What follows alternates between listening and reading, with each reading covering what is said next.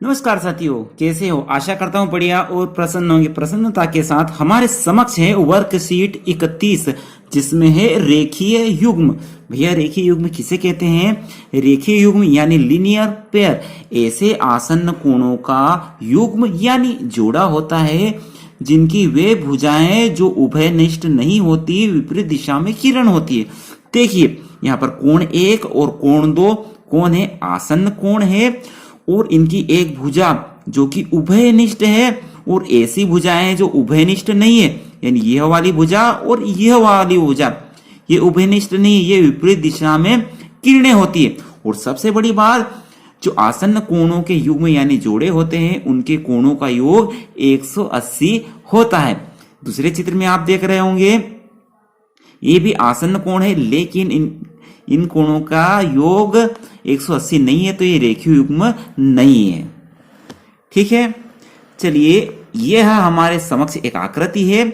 ठीक है, इसमें रेखीय युग्म हमें पता करने हैं, जोड़े पता करने हैं। तो देखिए, सबसे सरल भाषा में कहें तो रेखीय युग्म इन एक ही रेखा पर बनने वाले दो कोणों के जोड़े को रेखीय युग्म कहते हैं। ठीक है, तो रेखीय युग्म क्या होंगे? रेखिक युग्म यानी जोड़े। पहला कोण 1 और कोण 5 जो कि इस रेखा पर बन रहे हैं। ठीक है, यानी कोण 5 और कोण 1 दो आसन्न कोण है, और जो इनकी उभयनिष्ठ भुजाएं नहीं है रेखा, वे क्या है? विपरीत दिशा में किरण है। तो कोण 1 व कोण 5। दूसरा कहां दिख रहा है? दूसरा ये वाली भुजा दिख रही, देखिए, कोण 4 और कोण 5, इस रेखा पर बनने वाले कोण 4 और कोण 5, तो कोण 4 और कोण 5। ठीक है, कोण 1 और कोण 5 हो गए। फिर इस रेखा पर कोण 4 और कोण 5। अब देखिए, इसी रेखा पर कोण 1, कोण 2, कोण 3, ये भी 180 है, तीनों कोणों का योग। लेकिन रेखीय युग्म में दो कोणों का योग 180 होना चाहिए। यहां पर कितने हैं? 3 है, तो इनको हम रेखीय युग्म में नहीं ले सकते। आशा है आपको रेखीय युग्म समझ में आया होगा। रेखीय युग्म क्या होता है?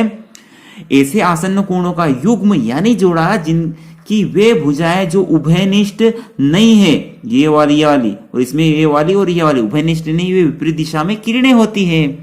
ठीक है, ये है आपका रेखीय युग्म। हमारे समक्ष है वर्कशीट 32, जिसके अंदर है पूरक और संपूरक कोण। भैया, पूरक कोण क्या होता है? संपूरक कोण क्या होता है? तो पूरक कोण वे कोण जिन दो कोणों का योग 90 डिग्री होता है, वे एक दूसरे के पूरक कोण होते हैं। जिस प्रकार 60 और 30 दोनों कोणों का योग 90 डिग्री है, तो ये एक दूसरे के लिए पूरक कोण है। कैसे? 60 का पूरक कोण कौन है? 30, या कहें 30 का पूरक कोण है कौन है?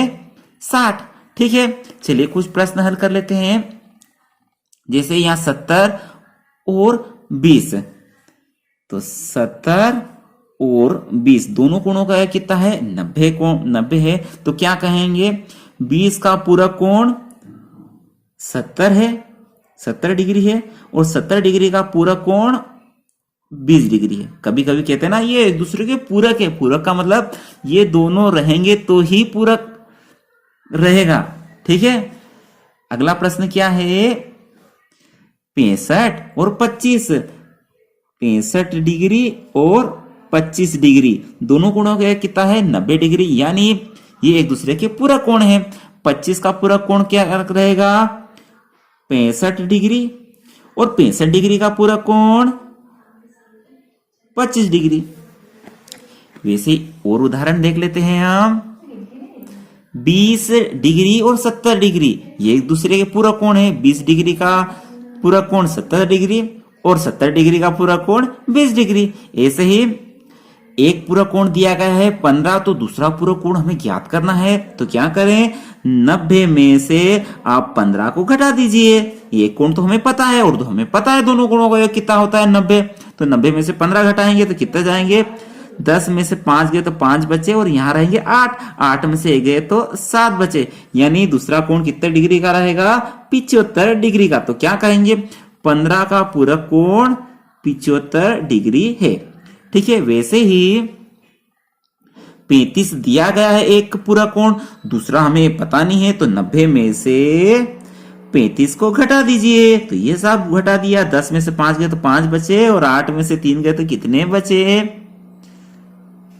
5, यानी 55। 55 डिग्री, यानी 35 का पूरक कोण 55 डिग्री होगा।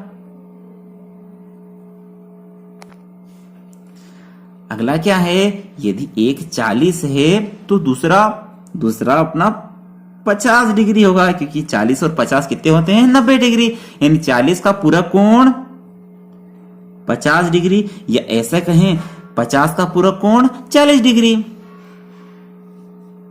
अगला है 42 है तो दूसरा कोण क्या होगा? तो 90 में से 42 को घटा दीजिए।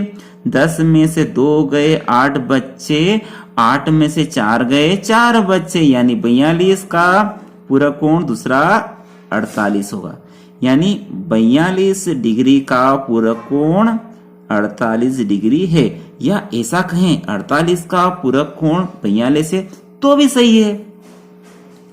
अगला क्या है? अगला है 52, है ना? 52 ही है ना? यदि एक 52 दिया गया तो दूसरा क्या करें? 90 में से 52 घटा दीजिए। 10 में से 2 गए, 8 बचे, और 8 में से 5 घटाए 3 बचे, यानी 38। यदि एक 52 है तो दूसरा कितना रहेगा? 38 डिग्री, यानी 52 डिग्री का पूरा कोण 38 डिग्री रहेगा। ठीक है, आशा है आप पूरा कोण समझ गए होंगे। पूरा कोण, जिन कोणों का योग 90 डिग्री आए उन्हें हम कहेंगे पूरक कोण। ठीक है, अभी हमने क्या सीखा? दो कोणों का योग 90 डिग्री आए तो उनके कहेंगे पूरक कोण। वैसा का वैसा ही अब जो दो कोणों का योग 180 डिग्री आए तो उसे कहेंगे हम समपूरक कोण। यदि एक 120 है तो दूसरा रहेगा 60, यानी 120 का संपूरक कोण 60 डिग्री है और 60 डिग्री का संपूरक कोण 120 है। चलिए इसे भी देखते हैं। जिस प्रकार यहां है एक 100 डिग्री है और दूसरा है 80 डिग्री, जो एक दूसरे के संपूरक कोण है, यानी 100 डिग्री का संपूरक कोण 80 डिग्री है, या 80 डिग्री का संपूरक कोण 100 डिग्री है। ठीक है, ये एक दूसरे के संपूरक कोण है। अगला प्रश्न देखिए, एक कोण दिया गया है, कितना है? 50 डिग्री, और दूसरा कोण हमें ज्ञात करना है। तो हम जानते हैं संपूरक कोणों का योग कितना होता है? 180 डिग्री। 180 में से 50 घटा दीजिए तो दूसरा संपूरक कोण आ जाएगा। 0 में से 0 गया, 0 बचा। 8 में से 5 गए, 3 बचा और 1, यानी दूसरा कितने डिग्री का रहेगा? 130 डिग्री का, यानी 50 डिग्री का संपूरक कोण 130 डिग्री है। कुछ और उदाहरण है, जैसे एक 110 है तो दूसरा 70 है, तो एक दूसरे का संपूरक कोण है, तो इसको ऐसा कह सकते हैं हम 110 डिग्री का संपूरक कोण 70 डिग्री है, या 70 डिग्री का संपूरक कोण 110 है। यहां दिया गया है एक कोण 30 डिग्री है तो दूसरा कितना रहेगा? 180 में से 30 घटाएंगे तो कितना प्राप्त होगा? 150, है ना? तो 30 डिग्री का संपूरक कोण 150 डिग्री है। ठीक है, वैसे ही अगला है 120 डिग्री है तो दूसरा कितने डिग्री का होगा? दूसरा डिग्री कितना? 180 में से 120 घटा दीजिए तो कितने प्राप्त होंगे? 180 डिग्री में से 120 घटाएंगे तो 0 में से गया, 0 बचा। 8 में से 2 गए तो 7 बचे, और 1 में से गया तो 0 बचा, यानी दूसरा कितना रहेगा? 70 डिग्री का। 120 का संपूरक कोण 70 डिग्री है, या दूसरे शब्दों में कहें 70 डिग्री का संपूरक कोण 120 है। अगला उदाहरण है एक 160 का है तो दूसरा कोण कितने डिग्री का हो रहेगा? तो 180 में से 160 गया तो कितने आएंगे? 20 डिग्री, यानी 180 डिग्री का संपूरक कोण 20 डिग्री है। ठीक है, अब एक 45 है तो दूसरा कितने का होगा? तो भैया सबसे आसान है, 180 में से 45 घटा दीजिए 10 में से 5 गए तो 5 बचे और यहाँ 7 रह जाएंगे। 7 में से 4 गए तो 3 बचे और ये एक का एक यानी 135 डिग्री। 45 का संपूरक कोण 135 डिग्री होगा। अगला प्रश्न क्या है, 105 डिग्री है तो दूसरा संपूरक कोण कितने डिग्री का रहेगा? तो 180 में से 105 घटा दीजिए।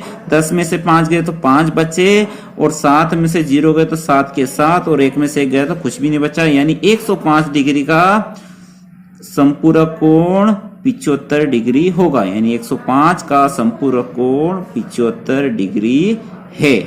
ठीक है, तो क्या समझे हम? यह समझे कि पूरक कोण ऐसे दो कोण जिनका योग 90 डिग्री आता है वे एक दूसरे के पूरक कोण कहलाते हैं, और जिन दो कोणों का योग 180 आता है वे दोनों समपूरक कोण कहलाते हैं।